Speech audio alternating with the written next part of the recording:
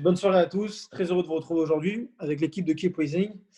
Donc, on va parler de la paracha Vaïshlar, que l'on va lire ce Shabbat. Au début de cette paracha, la Torah, en fait, elle décrit de quelle manière Yaakov, qui donc s'apprête à retrouver Esav, va envoyer des anges auprès de lui, donc des messagers. Lorsqu'on voit au début de la paracha, il va envoyer des anges. Et Rashi, il commente en fait ce verset-là et il souligne qu'en fait, c'est des anges. C'est pas des hommes, c'est réellement des anges au sens propre du terme. C'est-à-dire en fait, il n'y a que leur spiritualité qu'on voit. Et on sait pourquoi donc Yaakov a envoyé des messagers, c'est qu'il avait peur de Esav, il sait que Dieu le protégeait, mais quelque part, il avait eu peur qu'en attendant, il avait perdu en mérite et que finalement, il avait très peur d'Esav, parce qu'Esav, lui, il voulait vraiment le tuer par rapport aux brachot qu'il lui avait prises.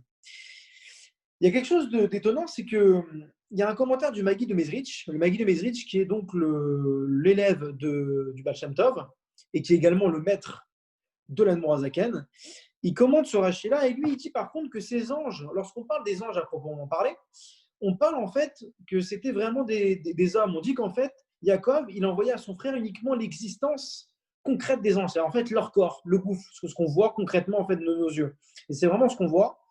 Et en revanche, ils conservaient leur spiritualité. C'est-à-dire que lorsque Yaakov il a envoyé donc à Esav en fait des anges, c'était vraiment le corps qu'on voyait. Maintenant, il y a quand même une contradiction dans l'impression, parce que Rashi, lui, il dit que ce n'est pas des hommes, c'est des anges qu'ils ont envoyés. Et le Magui de Bezrich, lui, il dit qu'en fait, non, c'est des anges plutôt, excusez-moi, c'est des hommes qu'il a envoyés lui-même. Donc là, il y a quelque part une contradiction qu'il va falloir répondre.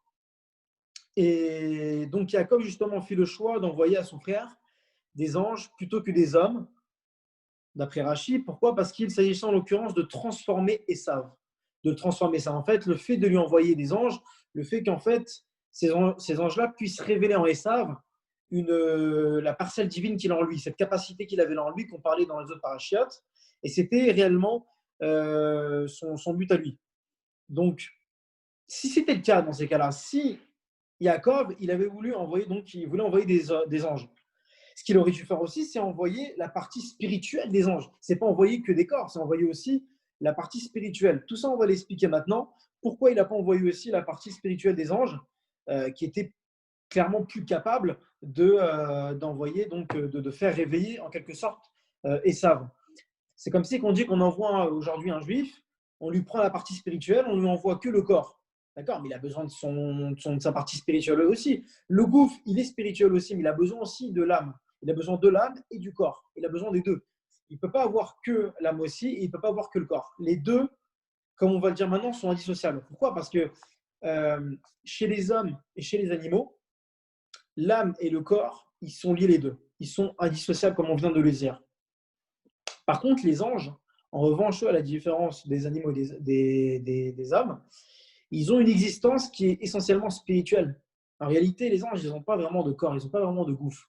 Eux, leur vie, c'est que spirituel. C'est les serviteurs de Dieu, ils sont dans le ciel, ce sont les messagers.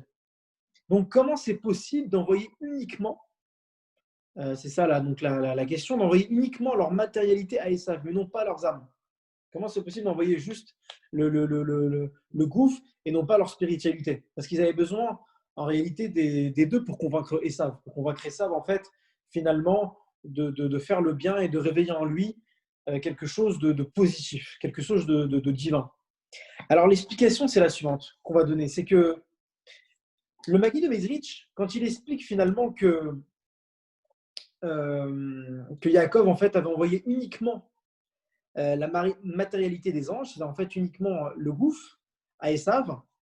En fait, ça voulait pas dire quelque part, lorsqu'ils sont arrivés en fait devant Esav, ça ne veut pas dire en fait qu'ils conservaient leurs âmes. C'est-à-dire qu'en fait, lorsqu'ils sont arrivés devant Esav, quelque part, ils étaient toujours connectés spirituellement avec Yaakov.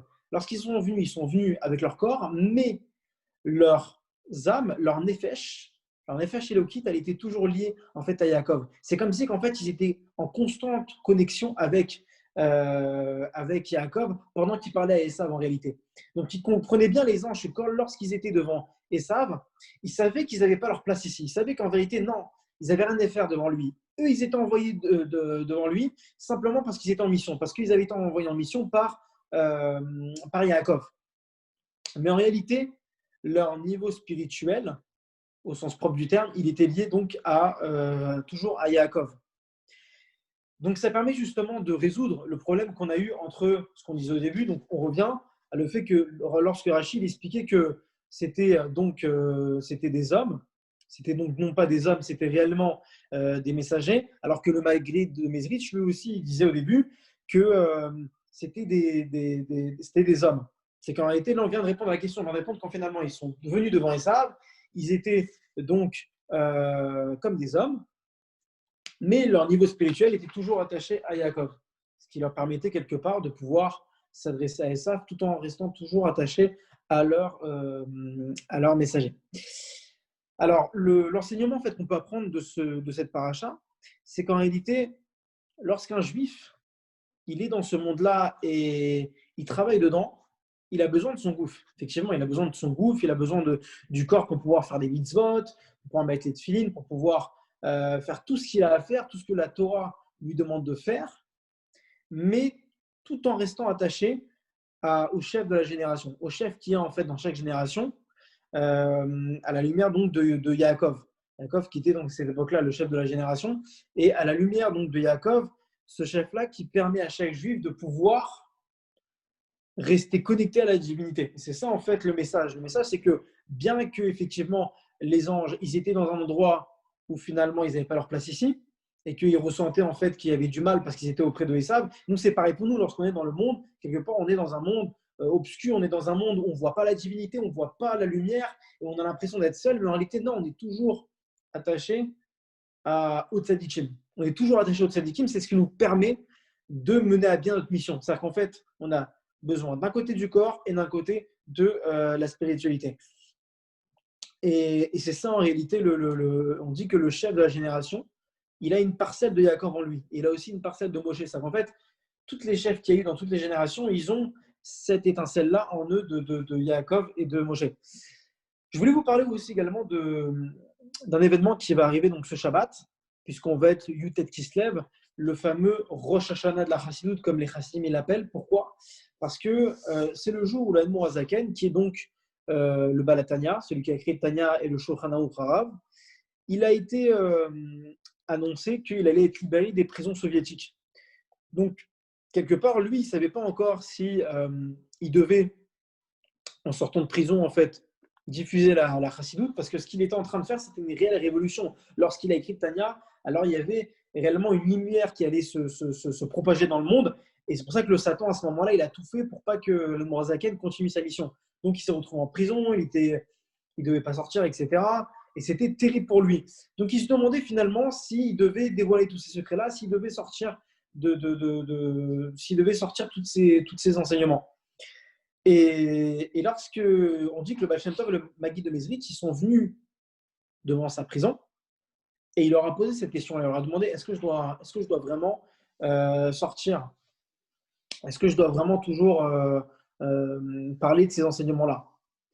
Et ils lui ont dit, il faut que tu continues. Il ne faut pas que tu lâches, il faut surtout que tu continues à le faire. Et lorsqu'il est sorti, il y a eu cette révolution-là jusqu'à maintenant aujourd'hui. Ce qu'on voit, le travail aujourd'hui de cet enseignement-là, puisque c'est vraiment le sujet principal de ce jour-là, c'est le sujet de la Chassidoute, c'est que l'Admour Azaken, il dit que c'est un jour qui est tellement important, et pas seulement que pour les Chassidim, c'est pour tous les Juifs du monde, c'est que il a attribué ce jour-là le même niveau de sainteté que le jour du Yom Kippour, carrément.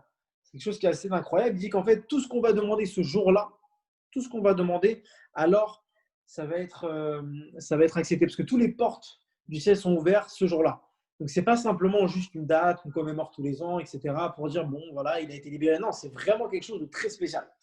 C'est pour ça qu'on l'appelle d'ailleurs carrément le Rosh Hashanah de la Chassidoute. C'est vraiment une fête extrêmement importante et impactante pour tout le peuple juif.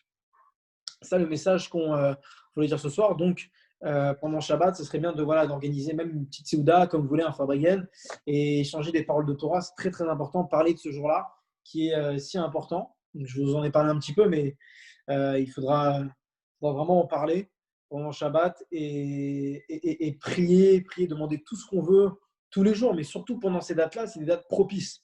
Comme voilà, le jour de Yom Kippour, comme il y a quelques jours, lorsqu'on a demandé le 9e mois, 9e jour du 9e mois, on a demandé des choses à Dieu. Alors, c'est vraiment des jours propices pour qu'on puisse demander ça et pour qu'on puisse recevoir un Machar aussi.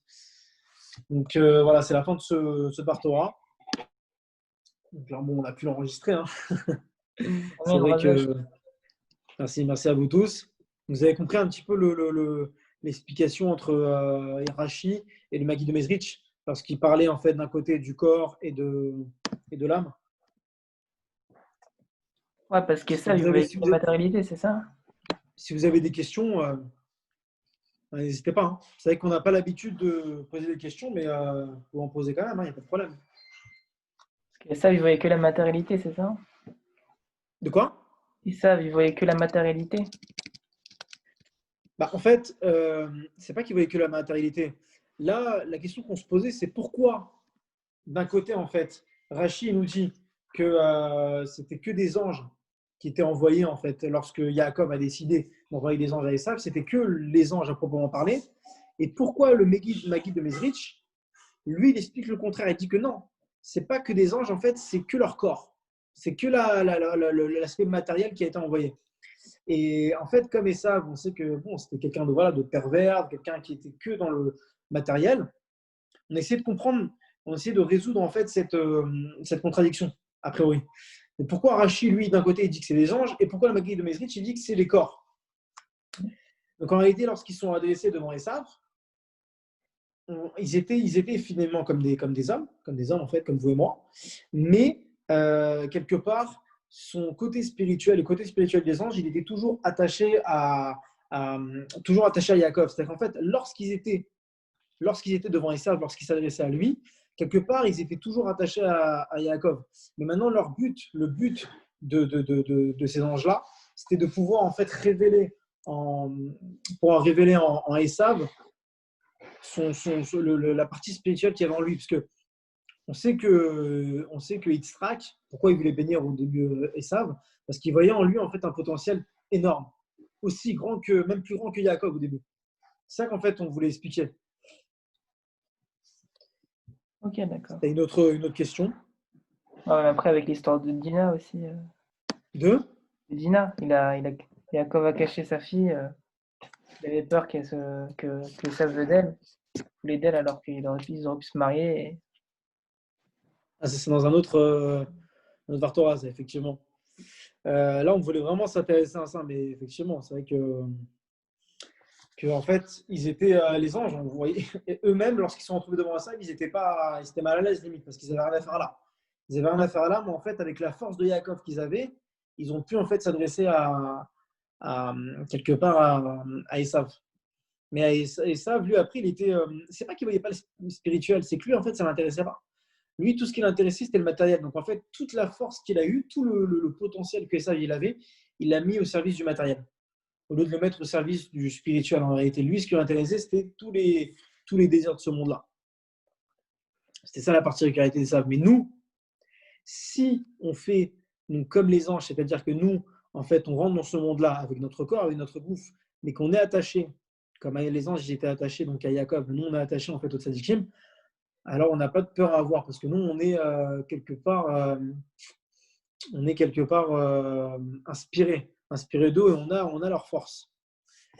D'ailleurs, c'est intéressant de signaler que les initiales de la phrase donc Nitzotsu Shel Yaakov Avinu, c'est-à-dire quoi Nitzotsu Shel Yaakov Avinu, une parcelle de notre père Yaakov, ça forme quoi? Ça forme le mot Nassi, chef du peuple d'Israël. Là, pour l'anecdote, intéressant de le savoir. C'est une parcelle de notre père Yaakov. En hébreu, ça forme le mot Nassi.